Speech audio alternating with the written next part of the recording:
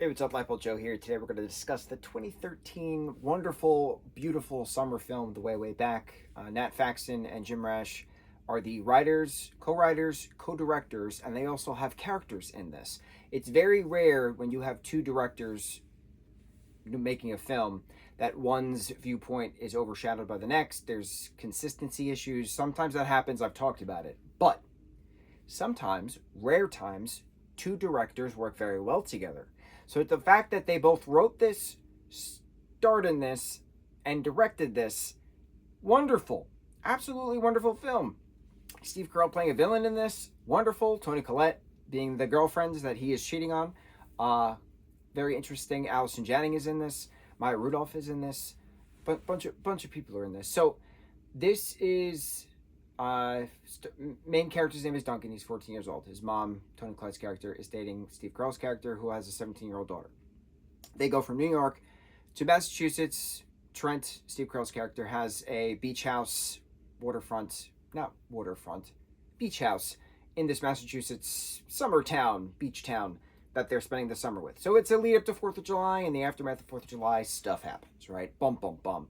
So a lot of it is Trent is being an awful human to Duncan and cheating on his mom and stuff, right? But then Sam Rockwell's character comes into play.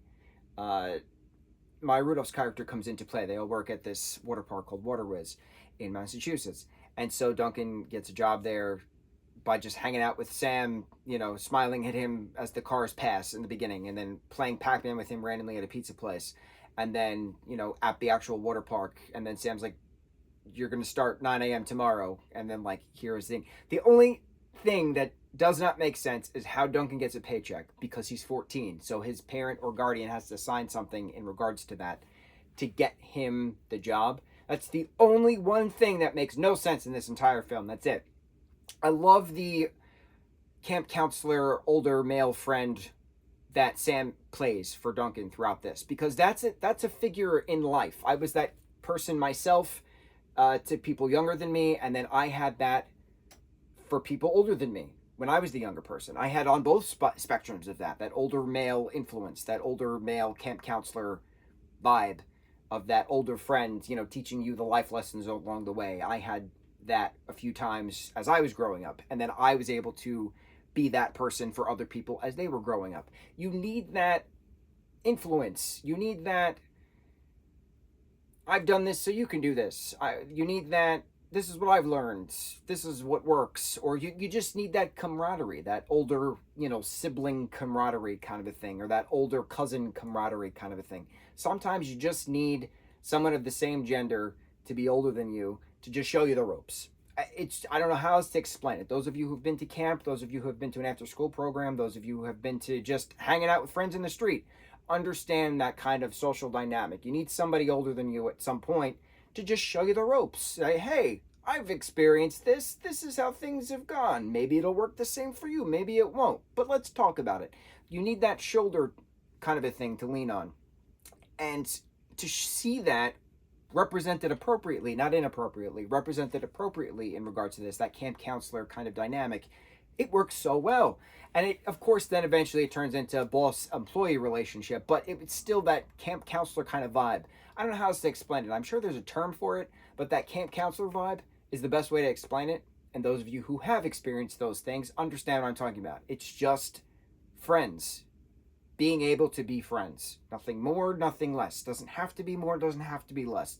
Just it is what it is. And it's it was a perfect way of showing that within regards to film. Sam's character is hysterical. And then his character having some self-growth issues as well in regards to Maya's character. It was very cool.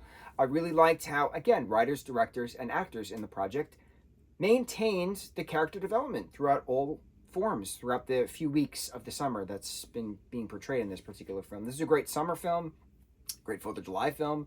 It's a great coming-of-age film. This 14-year-old is being called to 3 from his mom's boyfriend, and that's not right. So how do you think that works on a 14-year-old's brain? That's awful. It's an awful thing to tell somebody in general, but let alone a 14-year-old. So there's a lot of self-doubt. There's a lot of self-worth questions and stuff. So this story is Duncan's story about figuring out who he is and thriving in a positive environment. Water whiz, being called Pop and Lock after a dance battle. Wonderful.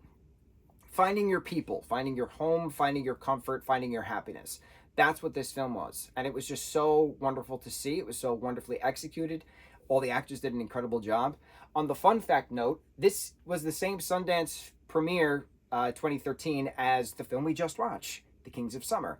That was January 19th, 2013, and then this is January 20-something, 2013. So it's only a few days difference of that festival, however long the Sundance Film Festival is, where the two different films premiered mere days apart from each other in the same year.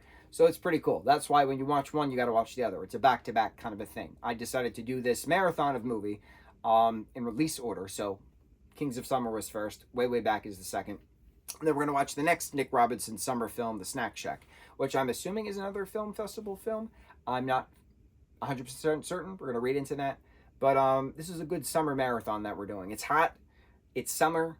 We're prepping for Halloween, as we always do. But sometimes you got to watch a summer movie in summer. Outside matches the inside. Outside matches the screen. It's just things. It's a good aesthetic, bringing it all together. The way, way back, 2013, awesome festival film. On to the next review. Mucho mahalo.